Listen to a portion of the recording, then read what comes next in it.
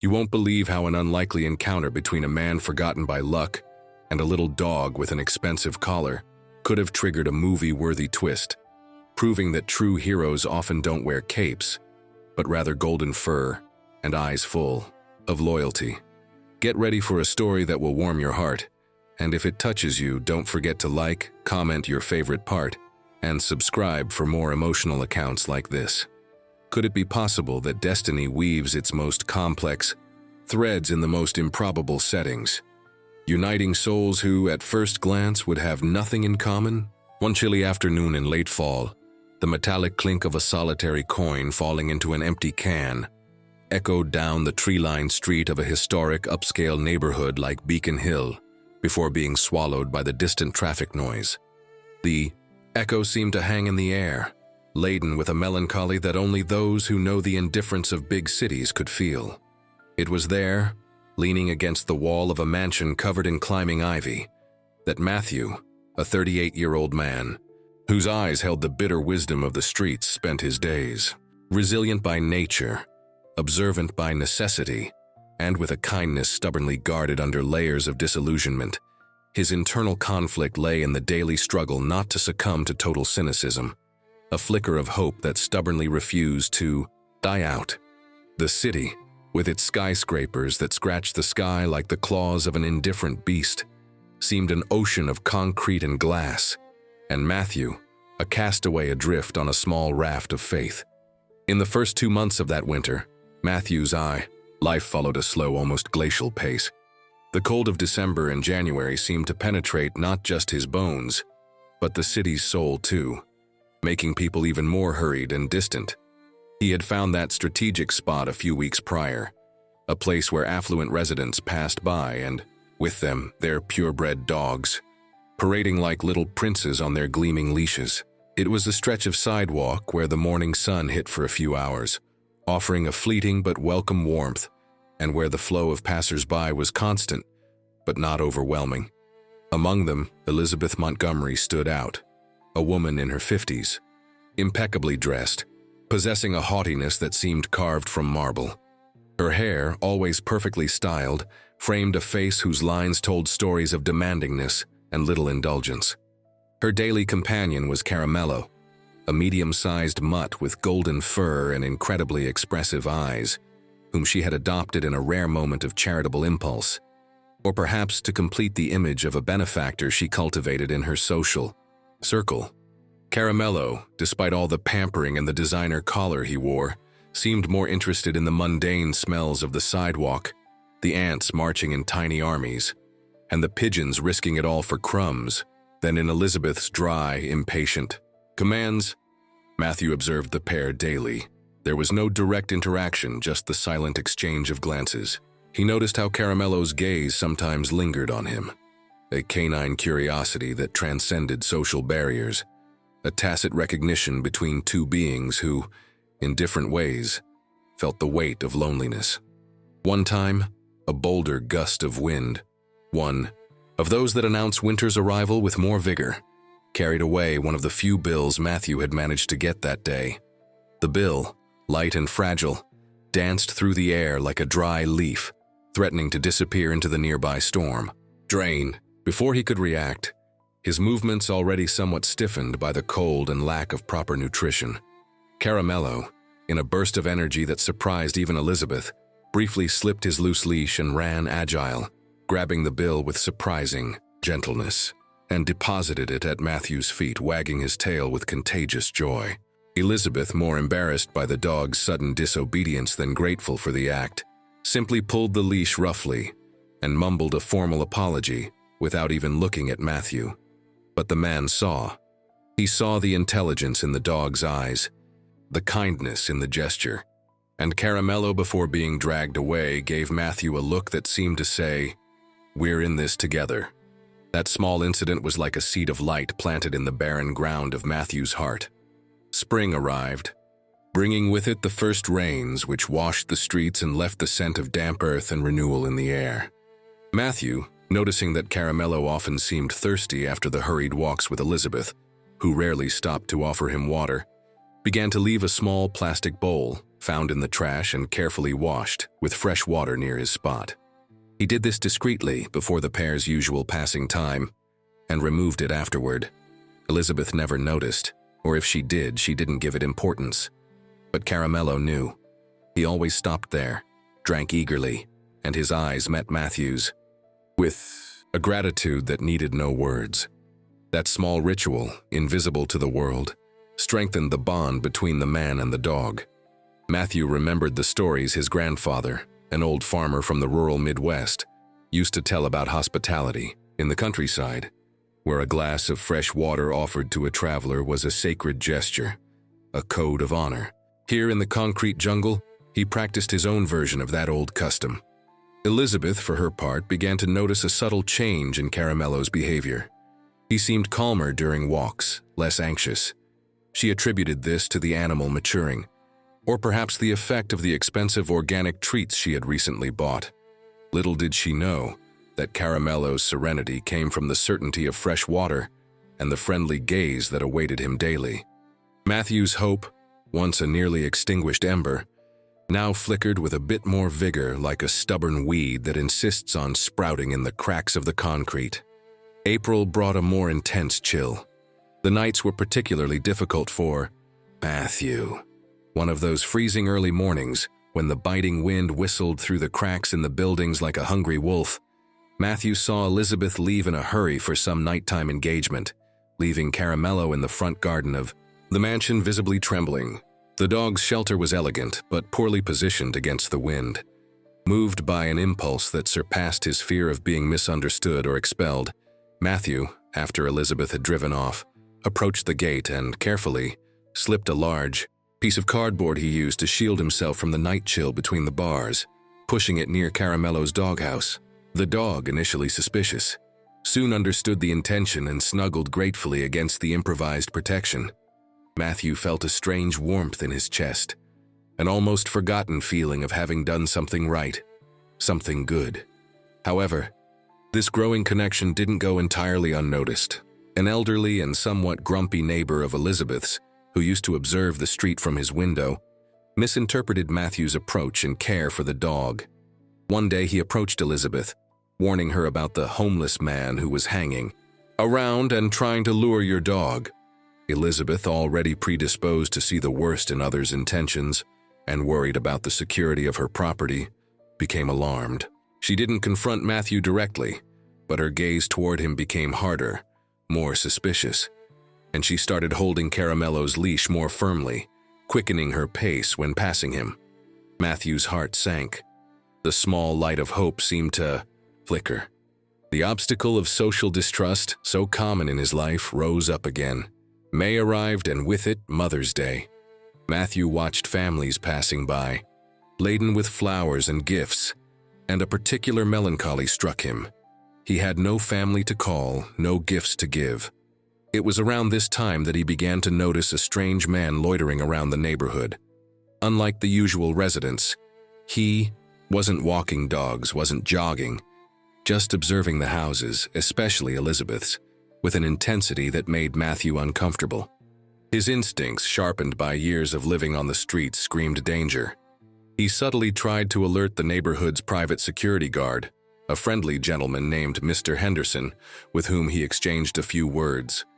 But Mr. Henderson, used to false alarms, didn't pay much attention. "Must be some new service provider, Matthew. Don't worry about it," he said, with a condescending smile. But Matthew wasn't at ease. That man had the look of a predator evaluating prey. The tension increased when, on a rainy afternoon, Caramello, startled by thunder, slipped out of Elizabeth's leash and ran towards Matthew, seeking refuge under the small improvised awning he had managed to set up. Elizabeth, furious and drenched, yelled at the dog and, upon retrieving him, gave Matthew a look loaded with accusation, as if he were to blame for the animal's escape. "Stay away from my dog," she hissed, before dragging him home. That was a hard blow. The connection he felt with Caramello seemed threatened by misunderstanding and prejudice. That day, Matthew's can remained almost empty, and the rain seemed to fall inside him too. He thought about giving up on that spot, looking for Another place, but the image of Caramello's eyes, seeking his with unwavering canine trust, held him there. It was as if the dog was the only anchor that still kept him tied to a remnant of faith in goodness. June brought summer, and with it, a lighter, more festive air to some parts of the city. In the neighborhood, however, Matthew's surveillance routine intensified. He began making small carvings from pieces of wood he found, a forgotten skill from his childhood back home, when his grandfather had taught him to make rustic toys. They were small animal figures, mostly little dogs. It wasn't for selling, but to pass the time and keep his hands busy, his mind alert. Every now and then he would leave a small wooden dog near where Caramello usually sniffed, and the mutt seemed to sniff it with interest before Elizabeth pulled him away. It was his form of communication, a silent gift. He remembered how, in the Old West from his grandfather's stories, the exchange of handmade objects sealed friendships and showed respect. Caramello, for his part, started exhibiting different behavior. He would bark persistently towards the gate when the suspicious man passed by on the street, and would growl low, something Elizabeth interpreted as another sign of the animal's maladjustment. She even mentioned to a friend on the phone, and Matthew overheard by chance, that she was seriously considering donating Caramello to a shelter, as he was becoming too problematic. Matthew's stomach dropped.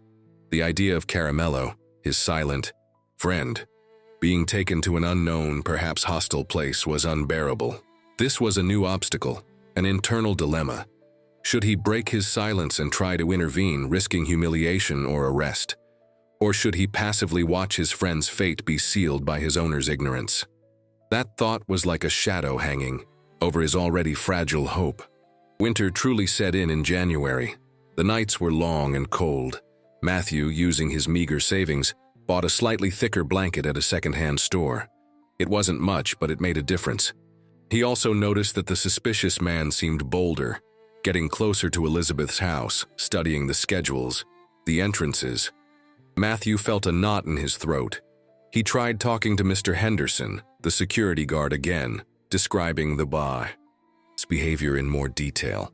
This time, Mr. Henderson seemed a bit more attentive, promising to keep an eye out. But Matthew knew that the vigilance of a single security guard, responsible for several streets, was limited. One night, while trying to sleep, curled up under his new blanket, Matthew heard a strange noise coming from the direction of Elizabeth's mansion. It wasn't a common city noise, it was a metallic noise, muffled, like tools. His heart pounded. Could it be the suspicious man? He got up, his senses on high alert. The street was dark and deserted. The pre-dawn silence was broken only by the dry rustling of leaves swept by the cold wind and the distant echo of a solitary bark. That bark, he realized, came from Elizabeth's house. It was Caramello, but it was a different bark, muffled, followed by a whimper of pain. That sound was like a knife in his chest. The first major tension set in, a palpable fear that compelled him to act. Matthew didn't hesitate. Concern for Caramello and, by extension, for Elizabeth herself, who despite everything was his friend's owner, overcame any personal fear. He ran toward the mansion. As he approached the side gate which led to a less maintained garden, he saw what he feared. The gate was ajar and a shadow moved stealthily inside the property, near a back window. It was the suspicious man, and he wasn't alone. There was another, smaller but equally menacing. Matthew felt his blood run cold. What to do? Shouting for help could alert the intruders and put Elizabeth, if she was home, in even greater danger. He needed to act cunningly, like a smart prairie coyote his grandfather described. He remembered a piece of iron pipe he had seen earlier, abandoned near a dumpster. While Matthew was looking for the pipe, he heard a fierce growl, followed by desperate barks and the sound of something falling. Caramello! The dog, despite his medium size, was confronting the intruders. Matthew grabbed the pipe, which felt heavy and cold in his trembling hands, and ran to the gate. The scene he saw left him paralyzed for an instant. One of the men was kicking Caramello, who whimpered but kept biting at his legs. The other was trying to break in through the window. The light from a street lamp partially illuminated the scene, creating dancing, grotesque shadows. That instant, with Caramello in imminent danger, was the second moment of high tension. Adrenaline flooded Matthew's body. Without a second thought, Matthew burst through the gate, brandishing the pipe and shouting with all the strength in his lungs, "Police! Get them! Police!" His voice, amplified by the night's silence and his desperation, sounded more powerful than he imagined. The two men, surprised by the sudden appearance and the shout, hesitated. The one attacking Caramello turned towards Matthew, his eyes blazing with anger and surprise. Caramello, taking advantage of the distraction, bit the other intruder's heel hard, who let out a cry of pain and stumbled. Matthew advanced, the pipe held like a spear. He wasn't a fighter, but the image of Caramello wounded and the injustice of the situation gave him a courage he didn't know he possessed. He remembered an unwritten code of honor from the streets, and even more, his grandfather's stories about defending what's right even when the odds are small. Faith in doing what was right was his armor. The fight was quick and chaotic. The first intruder tried to grab Matthew, but he managed to dodge and hit him in the arm with the pipe. The man howled in pain. The second, limping, tried to escape. At that moment, Elizabeth's house lights came on, and Elizabeth herself appeared at an upstairs window, her face pale with terror. Matthew's shouts and Caramello's barks finally woke her. "Thieves, call the police," she cried, her voice trembling. The noise and Elizabeth's appearance were enough. The two intruders, one wounded in the arm and the other limping, turned around and fled down the street, disappearing into the darkness. Matthew dropped the pipe, his body trembling, and ran to Caramello, who was lying down, panting with a nasty cut on his side. He knelt down, his voice choked. "Easy, buddy, easy. You were brave, very brave." Elizabeth ran down the stairs, phone in hand, already talking to the police. Seeing Matthew kneeling beside Caramello, she stopped. For a moment, the old suspicion seemed to fight against the reality of the scene before her. But Matthew's eyes, full of genuine concern for her dog, and Caramello's pitiful state trying to lick Matthew's hand, spoke louder. The police and an animal rescue unit arrived quickly. Mr. Henderson, the security guard, also appeared, his face a mixture of guilt and admiration for Matthew. While the veterinary paramedics attended to Caramello and the police were taking Elizabeth's statement, Matthew remained at a distance, observing. He had done what he could. Now it was time to disappear, as he always did. But as he turned to leave, Elizabeth's voice stopped him. "Wait," she said, approaching. There was a new emotion in her voice, something Matthew had never heard before. Vulnerability. You saved my house, you saved Caramello and me." Her eyes, previously cold and distant, were now moist. "I was so unfair to you. To both of you." She looked at Caramello, who was being carefully placed in the veterinary ambulance, and then at Matthew. "He likes you so much, I saw it, but I didn't want to understand." That was the moment when Elizabeth Montgomery's marble wall began to crumble, revealing a humanity Matthew hadn't expected to find. The light of hope, which had so often threatened to die out, now shone brightly in Matthew's chest. In the days that followed, a transformation began to occur. Caramello recovered well, although he was left with a scar that, for Elizabeth, was a badge of honor. She insisted that Matthew accompany her on vet visits. During these visits, they talked.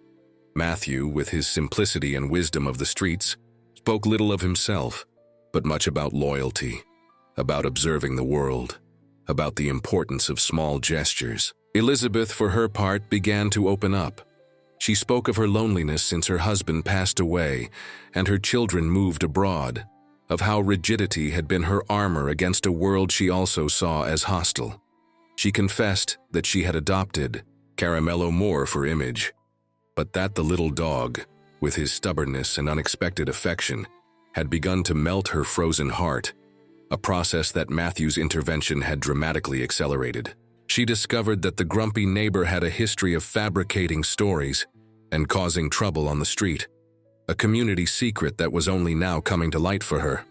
The last moment of tension came when Elizabeth offered Matthew a job, caring for Caramello and helping with the garden maintenance. It would be a drastic change for Matthew. Getting off the streets, having a roof over his head, a salary. It was almost too good to be true. The fear of disappointment An old companion haunted him for an instant. Could this be real? Would it last?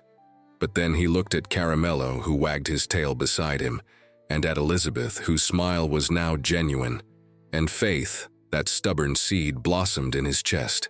He accepted. The greatest transformation, however, wasn't just the change in Matthew's life. It was the change in Elizabeth.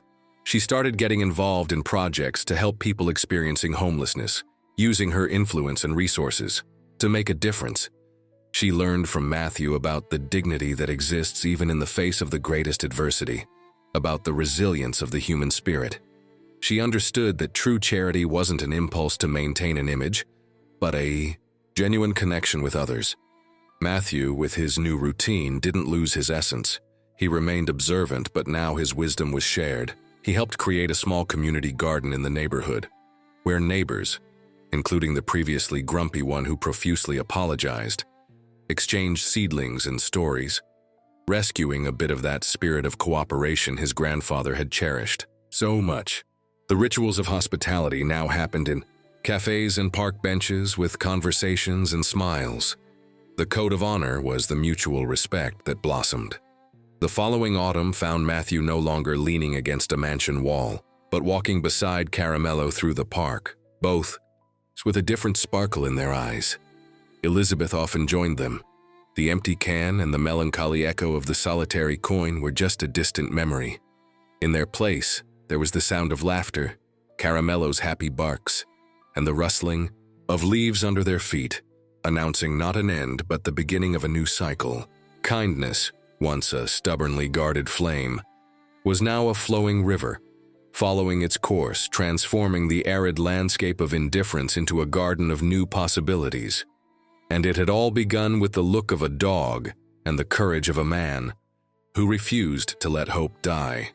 The light they found in each other illuminated not just their paths, but also those of everyone who crossed their lives, proving that sometimes the strongest bonds are forged in the most unexpected circumstances, and that true wealth lies in the capacity to love and be loyal, no matter the turns destiny takes.